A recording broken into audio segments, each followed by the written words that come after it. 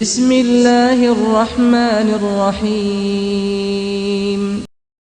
لل نے اپنے کمرے میں چھپ کر رونا شروع کر دیا۔ اس کے لب ہلے۔ قیس، اے مجنوں، میں قیدی ہوں ورنہ تیرے عشق میں مر جاتی۔ باب 11 مجنوں کی جنگلوں میں زندگی۔ قیس اب جنگلوں میں درختوں کے نیچے دن گزارنے لگا تھا۔ وہ حیوانات سے بات کرتا، پرندوں کو اشعار سناتا اور ریت پر لل کا نام لکھتا۔ وقت، موسم، بھوک، پیاس سب اس پر بے اثر ہو چکے تھے۔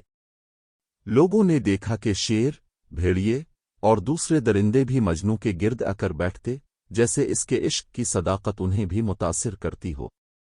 باب 12 صوفی، درویش اور عشق حقیقی۔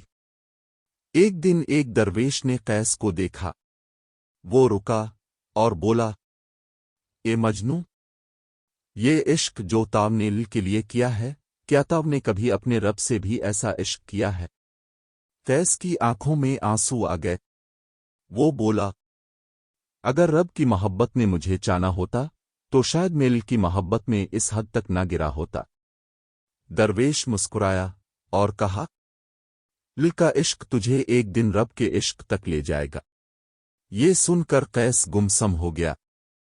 اس کی آنکھیں بند ہو گئیں اور دل میں ایک نیا احساس پیدا ہوا، عشق حقیقی کا۔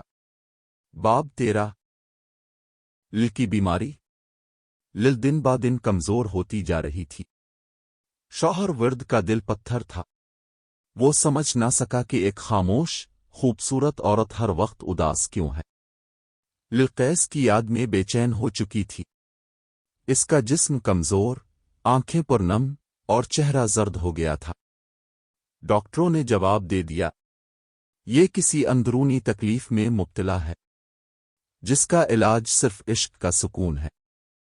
لل راتوں کو قیس کا نام لے کر سسکتی اور رب سے موت کی دعا کرتی، اے رب، قیس کو دے دے، مجھے اٹھا لے۔